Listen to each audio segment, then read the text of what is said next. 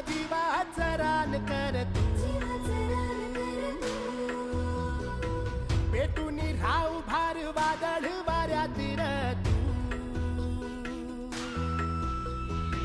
पडू दे ठिणगी लागू दे बनवा आईचं ऋण फेड तू, अंधार भेद उजेड पाड पहाट नवी कर तू, लढा तू लढा तू लढा तू बळीराजा, वाट हीर तुझीच तू झोकून दे बळीराजा,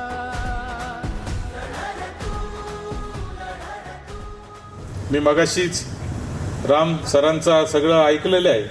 आतमध्ये आम्ही 10 मिनिटं चर्चा करत असताना नवनवीन जे प्रोडक्ट आलेले आहेत त्याबद्दल खरं तर त्यांनी सांगितलंय. एकेकाळी आमचे आजोबा ज्यावेळेस सांगतात तेव्हा आमचा तर प्रवारा कारखाना आहे, आम्ही प्रवाराचे सभासद आहे. आमच्याकडे शेतात आमचे आजोबा 100 टनाचं ॲव्हरेज काढायचे ऊसाचं, कारण म्हशीचं त्या ठिकाणी शेणखत त्यासाठी वापरलं जायचं आणि म्हशीच्या शेणखतातून खऱ्या अर्थाने 100च्या पुढं टनेज होतं. आज आपण पाहिलं तर आपल्या ऊसाचं टनेज जे आहे ते 25, 30, 40च्या वर जायला तयार नाही आणि त्याच्यामुळं खऱ्या अर्थाने फार मोठी शेतकऱ्याचं नुकसान आहे. म्हणजे दिवसेंदिवस आपलं जागा जमीन कमी होत चाललेली आहे. लँड होल्डिंग ज्याला आपण म्हणतो ती दिवसेंदिवस कमी कमी होत चाललेली आहे. एका बाजूला ती कमी होतीये, एका बाजूला पाण्याची व्यवस्था चांगली होतीये, नवनवीन तंत्रज्ञान येत आहे, पण त्याच वेळेस उत्पादन देखील कमी होत आहे. याच्याकडे खऱ्या अर्थाने तुम्ही SCT म्हणून जे काम करताय, म्हणून मला असं वाटतं की ते काम लोकांपर्यंत पोहोचणं खऱ्या अर्थाने गरजेचं आहे.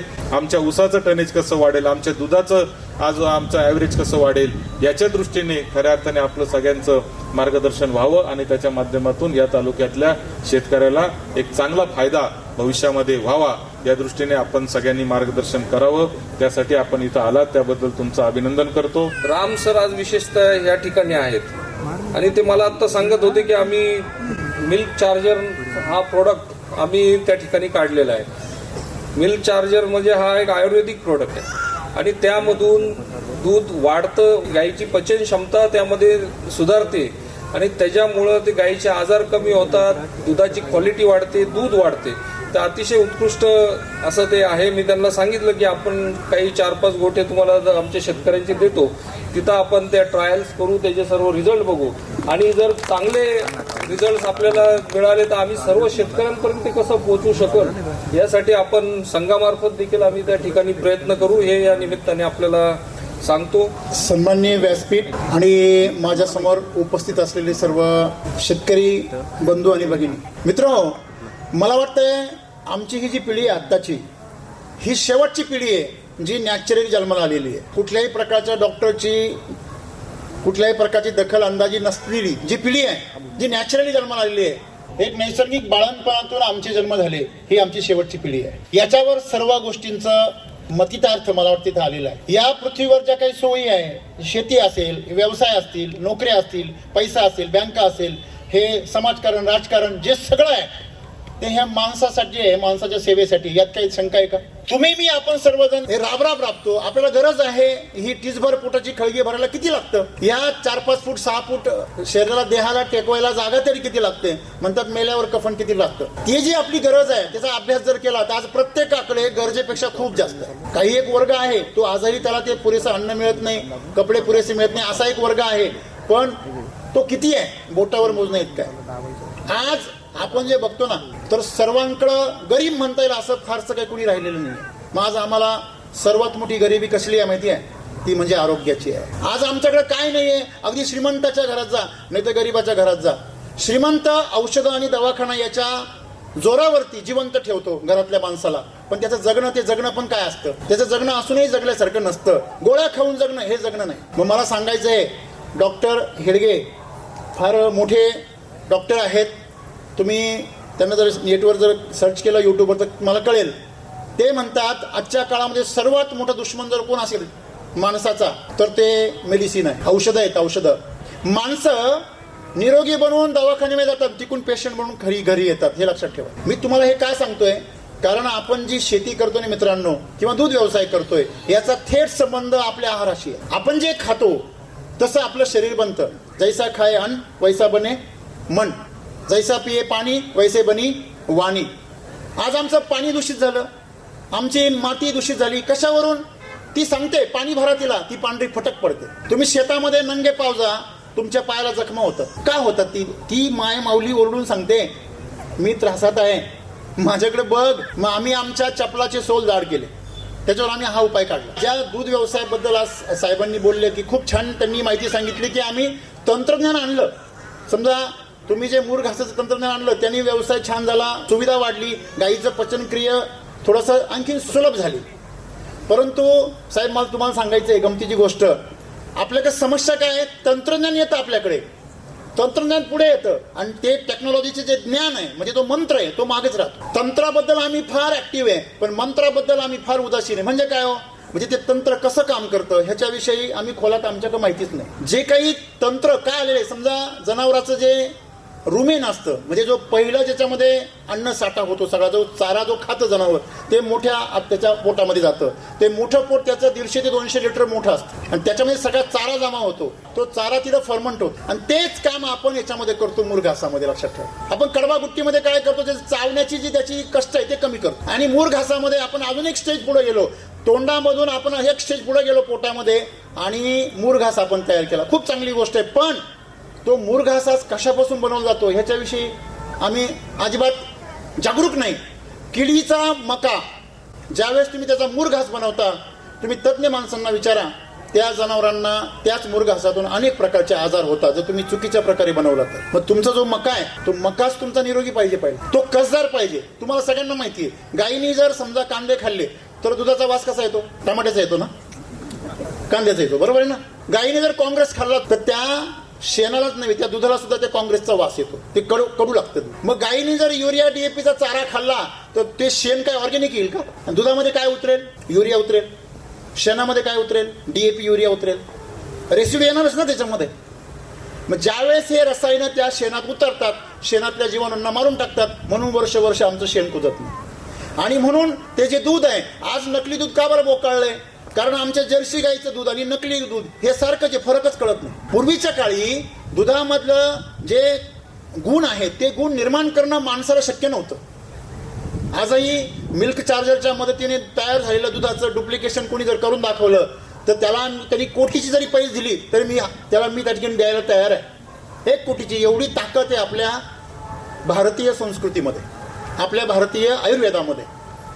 आणि म्हणून मला सांगायचं काय की जे तंत्रज्ञान तुम्ही आणलं सर खूप छान आहे आणि आज खूप छान आपला व्यवसाय चाललेला आहे. पण या व्यवसायामध्ये जर फक्त आपण एक थोडीशी सुधारणा केली की जे इनपुट आहे तो इनपुट जर आपण बदललं म्हणजे काय की समजा आज आपण जनावराला काय देतो खायला? चारा केमिकलचा देतो. आणली युरियाची गोण टाकली, कापला घास. आणली डीएपीची गोण 10-26 सुपर फॉस्फेट टाकलं आणि कापलं गिन्नी गवत. रासायनिकवर पण शेती येते, न यायला काहीच प्रॉब्लेम नाहीये. पण त्याने तुमची बँक रिकामी होते. जमिनीमध्ये जी सेंद्रिय कर्ब नावाची बँक आहे ती हळूहळू कमी होते आणि जमिनीतला सेंद्रिय कर्ब संपला की माणसाचा कस संपतो. बघा, माणसाची प्रतिकार शक्ती संपते. आणि आज काय हो राहिलं, आमच्याकडं बंगला होऊ राहिला, बँकेत पैसे येऊ राहिले, पण आमची ही जी मेन बँक आहे ती खाली होऊ राहिली, आमची प्रतिकार शक्ती कमी होऊ राहिली. मग याला पर्यायच नाही का? ऋषी मुनींनी हजारो वर्षापूर्वी 5000 वर्षांपूर्वी याचा त्यांना अभ्यास होता. ते म्हणे एवढं सगळं जुगाड करायची काही गरज नाही, तुम्ही फक्त काय करा, त्या मातीला जी गरज आहे ती सेंद्रिय कर्बाची आहे. सेंद्रिय कर्ब म्हणजे ऑर्गॅनिक कार्बन, त्याला आपण ह्युमस म्हणतो आणि गावाकडची लोक त्याला जमिनीचा कस म्हणतात. कसं ओळखायचं मातीमध्ये कस आहे का? तुम्ही 10 वर्ष पाठीमागे जा, जमीन जर नांगरली तर अशी लोण्यासारखी निघायची, लांबून अशी चॉकलेटी चमकायची. आता त्या सगळ्या जमिनी जे आता 40 मध्ये आहे ते 20 असताना अशी लक्षणं होती आणि सहज नांगरली जायची बैलांनी, सहज. आता ट्रॅक्टरचे पाते तुटतात, ट्रॅक्टर फेल होतो. ही वस्तुस्थिती कशामुळे? कारण आम्ही जे रासायनिक खतं टाकले त्यांनी ती जमीन काय झाली? कॉम्पॅक्ट झाली. ते सिमेंटचं काम करतं जमिनीमध्ये, कारण ते नाही जे अन्न त्या पिकाचं, बरोबर आहे, हे आमच्यावर थोपलं गेलं. जसे मेडिसिन आमच्यावर थोपले जात आहे तसे हे रासायनिक खतं आमच्यावर थोपले गेले. हे सगळं आता इतिहास झाला, तर हे ऐकून गुळगुळीत झालं सगळं, बरोबर आहे. आता त्याच्यावर काहीतरी करायचं आहे. रासायनिक शेतीबद्दल जे लोक बोलतात की रासायनामध्ये एवढी ताकद आहे 50 किलोच्या गोणीमध्ये, बरोबर आहे. मला सांगा, तुम्ही बँकेत पैसे टाकले तर तुमच्या बँकेत तुमची मुद्दल काय व्हायला पाहिजे? वाढत जायला पाहिजे. तुम्ही मिनरल मिक्सचर गाईला चारलं तर गाईमध्ये डिफिशियन्सी कमी कमी होऊन गाई सुदृढ व्हायला पाहिजे, बरोबर चूक? तुम्ही जेवढं मिनरल मिक्सचर टाकता ना तेवढी गाय हलकुळी होती. कंपन्या सांगतात बदलून बदलून वापरा. मला सांगा तुम्ही भाकरी बदलून बदलून का नाही खात? तुमचे पंजोमान खापर पंजोमान सगळे तुम्ही त्याच भाकरी खात आले, त्याने बदलायची गरज. मग हे का बदलायची गरज पडली? कारण ते जुगाड आहे, ते नॅचरल प्रोसेस नाही.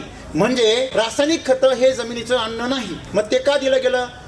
आपला अभ्यास करणं गरजेचं आहे. मग ज्या वेळेस आम्ही एसटीच्या माध्यमातून शेतकऱ्यांना जमिनीमध्ये हे जे आयुर्वेदिक उत्पादन आहे ते द्यायला सुरुवात केली. बरं, हे कुठून आम्हाला ज्ञान मिळालं? हे आपल्या वेदामध्येच आहे. आपल्या वेदामध्ये हे दिलेलं आहे कित्येक हजार वर्षांपूर्वी. तुम्हाला एक उदाहरण सांगतो.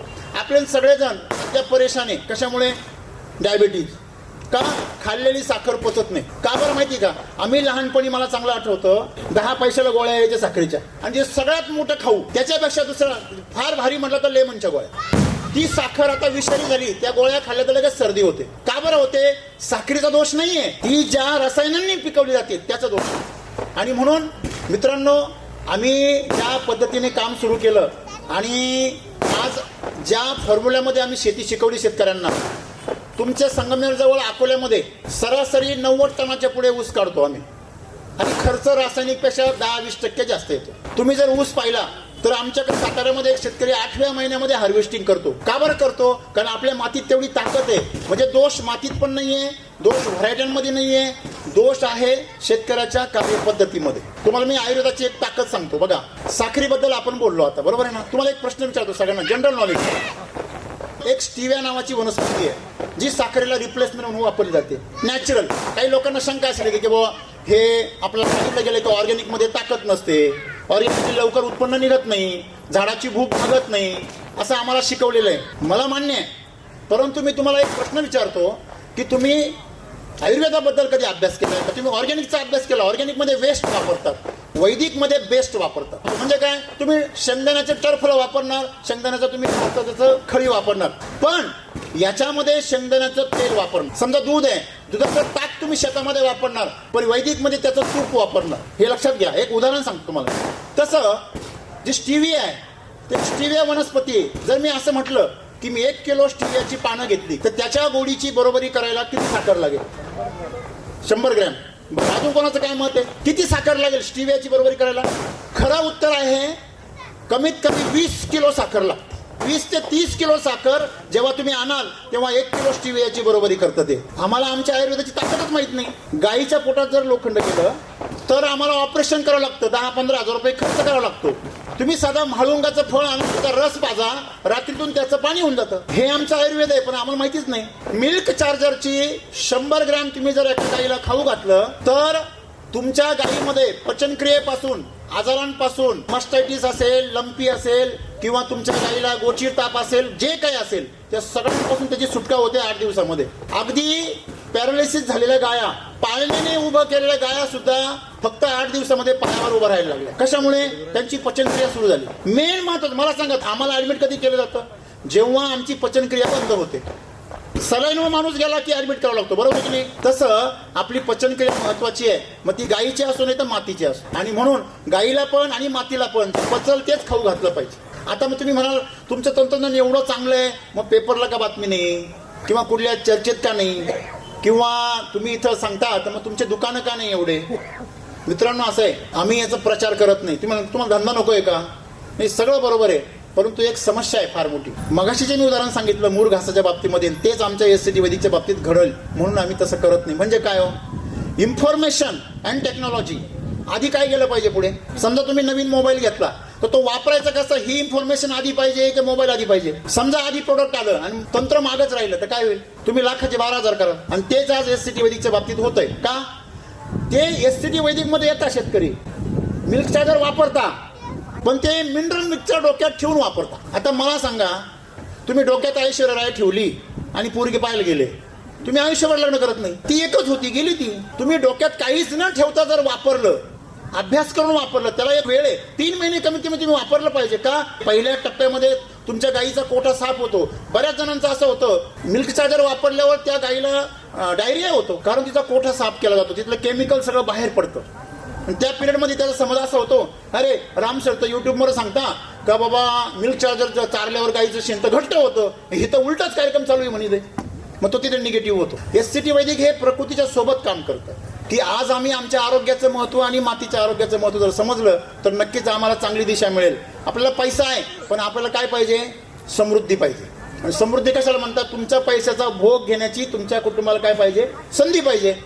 तुमच्या बँकेत समजा 10 लाख रुपये आणि इकडे घरात कॅन्सर झाला, ते 10 लाख रुपये काय कामाचे. मित्रांनो, तुमच्या शेजारी जवळ कोल्हेवाडीचं नाव जगामध्ये काय गाजतंय सध्या, सगळ्यात जास्त कॅन्सरचे पेशंट. हे खरं आहे का खोटं आहे, की माझ्या मनचं बोलतोय मी. म्हणजे कोल्हापूरचं सिरोळ आपल्याकडे घडायला लागलं का बरं, तिथं फक्त कोबी फ्लावर येते. कोबी फ्लावरच काय येते याचा काही अभ्यास आहे का आपल्याकडं, कारण तिथल्या मातीचं सर pH एवढं हाय झालेलं आहे आणि हाय pH मध्ये फक्त कोबी फ्लावरच पिकू शकते. रासायनिक खतांचा बेसुमार वापर केल्यामुळे तिथला pH वाढला. अशा खूप साऱ्या गोष्टी आपण अभ्यास करून सांगू शकतो.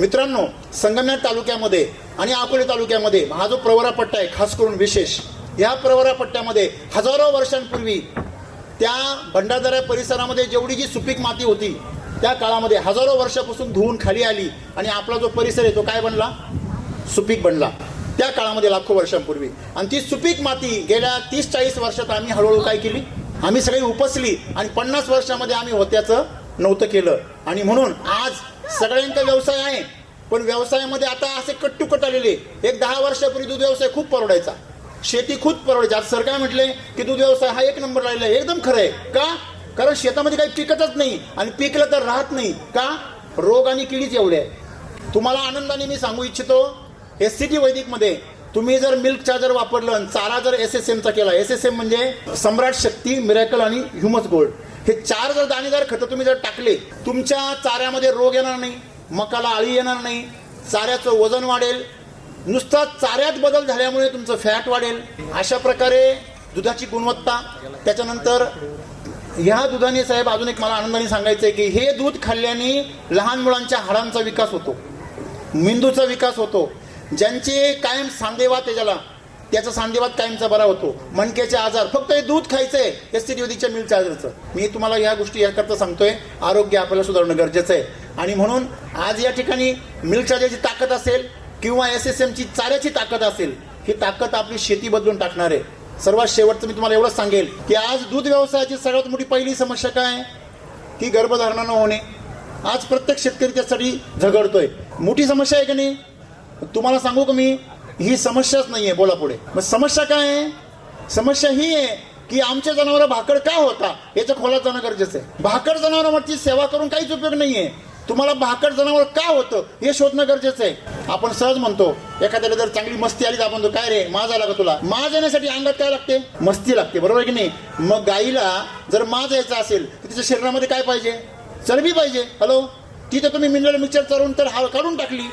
मग जी गाय जास्त दुधाची असते तीच गाय जास्त दिवस भाकड राहते. कमी दुधाची गाय भाकड राहत नाही, कारण तिची झिजाई तेवढी होते. आणि म्हणून मित्रांनो, ही एक समस्या आहे. दुसरी समस्या आजारांची आहे, मस्टॅटिस आहे. ह्या सगळ्या आजारांतून तुम्हाला जर बाहेर पडायचं असेल ना, तर गायीच्या आरोग्यावर काम करा. म्हणजे आज आपण जर हा विचार केला की आमची गाय माझ्यावर काय येत नाही, कारण तिला पोषण पुरेसं मिळत नाही, मिनरल मिक्सचरने तिची झीज होते, हेच आम्हाला माहित नाही. मिल्क चार्जर जे आहे ते आम्हाला महाग वाटतं. मिल्क चार्जर 370 रुपये किलो आहे. एका दिवसाला 50 रुपयाचं लागतं. गायीच्या याच्यावर अवलंबून आहे. मग 40-50 रुपयाचं रोज खाऊ घालायचं आम्हाला काय वाटतं, फार महाग वाटतं. पण तुम्ही एक अभ्यास केला का, तुम्ही जो खुराक खाऊ घालता तो किती रुपये किलो आहे, कमीत कमी 40 रुपये, बरोबर आहे ना.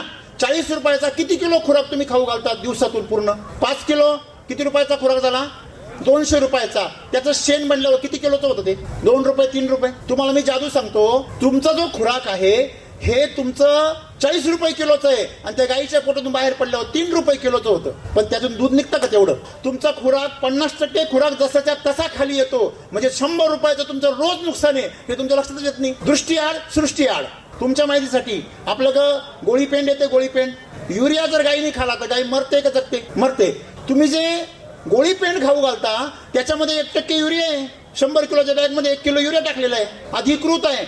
मग त्याच्यामध्ये 1 किलो टाकलं याची काय गॅरंटी आहे. त्या पेंडीमधून आमच्या जनावराला दररोज काय चाललेलं आहे, युरिया चाललेला आहे. हे आम्हाला माहितीच नाही, पण त्यांनी रिझल्ट मिळतो ना, कारण प्रोटीन येते. दुधाला जर फॅट नाही लागली त्याच्यामध्ये युरिया टाकतात, माहिती का तुम्हाला. डुप्लिकेट वाले भेसळ करणारे माहिती आहे ना, युरियापासून दूध बनवतात. हे का बनवतात, कारण आम्ही गाईला पण युरियाचा चारा घालतो, ते बी भेसळचं दूध आहे आणि मार्केटमध्ये बनतं ते बी भेसळचंच आहे, म्हणून ओळखू येत नाही. आणि म्हणून ते जर बंद करायचं असेल तर शेतकऱ्यांनी लक्षात ठेवावं, ओरिजिनल दूध तयार करा, भेसळीवाल्यांचे 12 वाजतील. आपण एक लक्षात घेतलं पाहिजे की आपण आपल्या जनावरांना योग्य चारा घातला पाहिजे. आणि त्याच्याबरोबर मिल्क चार्जर जर दिलं तर मिल्क चार्जरनी गाईच्या पोटामध्ये जे विषाक्त पदार्थ ते बाहेर पडतात आणि चांगले पदार्थ त्याला लागू होतात. युट्यूबवर चॅनलवर जर गेले तुम्हाला कमीत कमी 5000 गायांचे व्हिडिओ बघायला मिळतील. मला जागृत करणं एवढंच काम आहे तुमच्यासाठी. मग पहिला मुद्दा मी सांगितला जनावरांचा. आता दुसरा मुद्दा, सगळे शेतकरी आहोत, बरोबर आहे. हे जर मिल्क चार्जरचं शेण तुम्ही जर तुमच्या शेतामध्ये टाकलं तर तुमचे उत्पादनं डबल होणार, मकाला आळीच नाही पडणार. मी लिहून देतो तुम्हाला.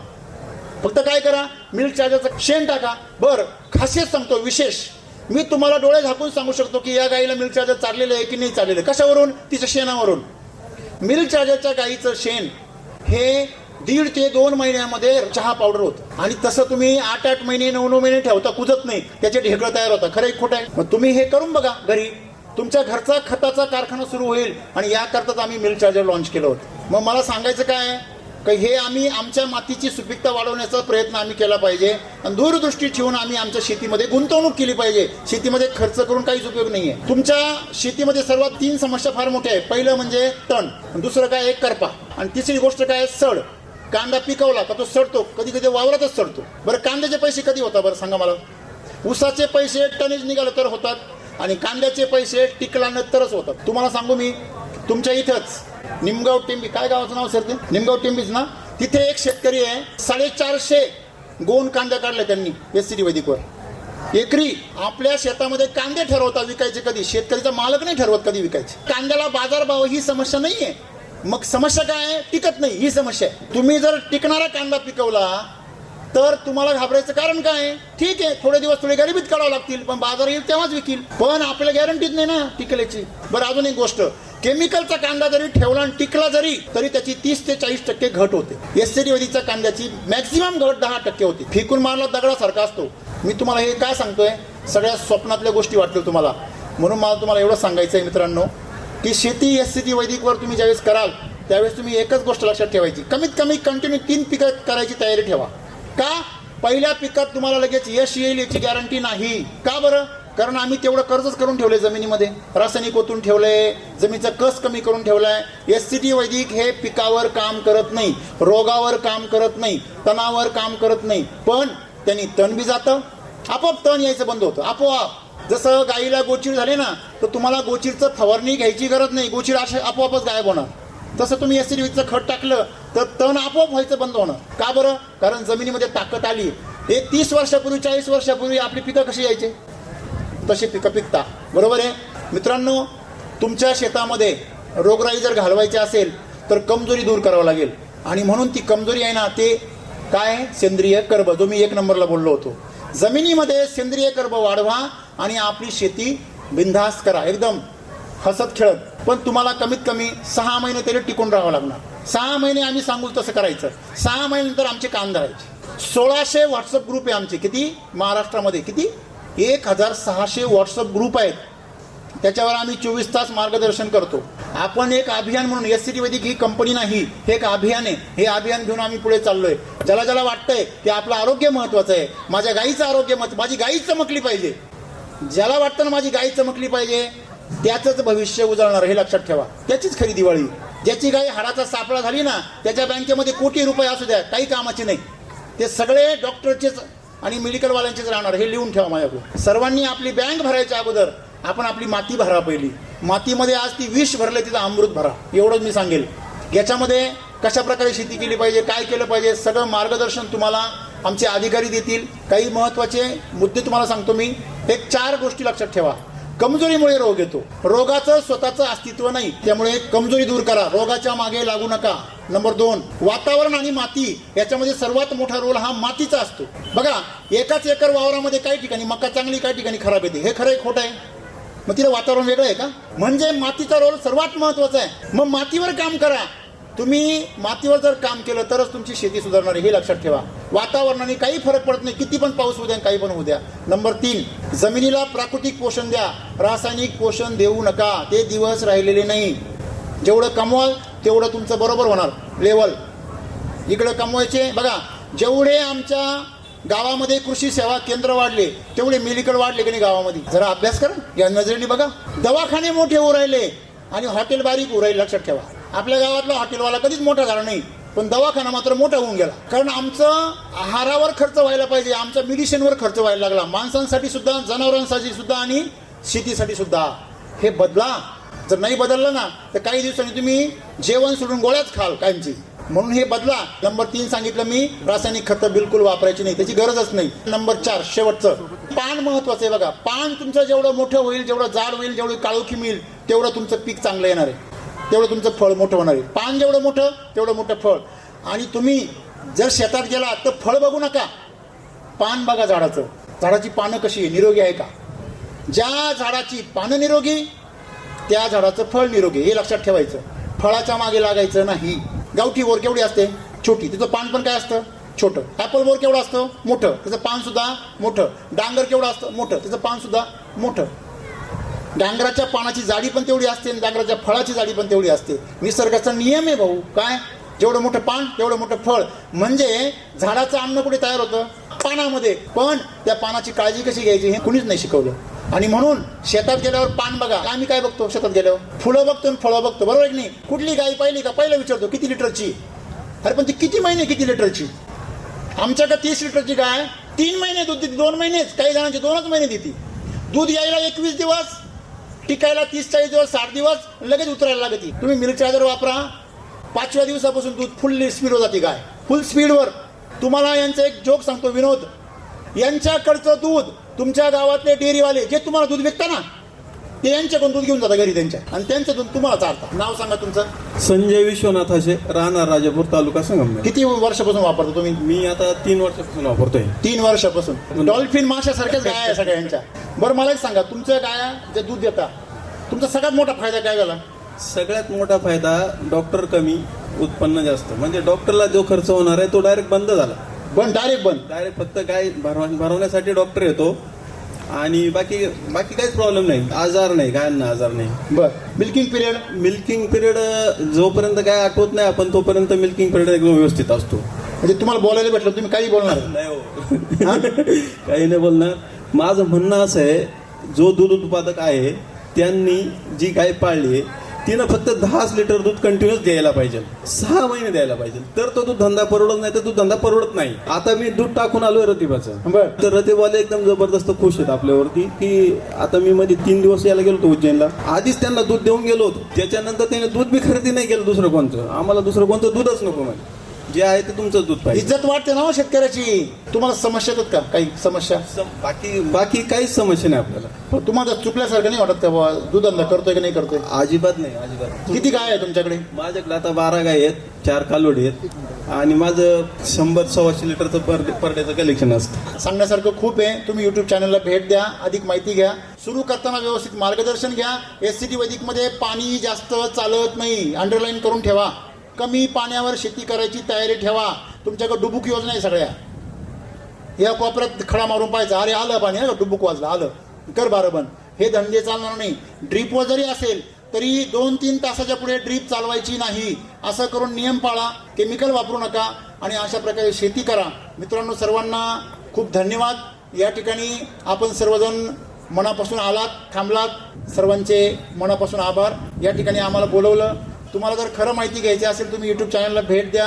त्याचे व्हिडिओ दररोज एक व्हिडिओ पहा. तुम्ही 1 वर्षानंतर लखपती झालेले असाल. एवढा शब्द मी तुम्हाला देतो आणि थांबतो. धन्यवाद. थँक्यू.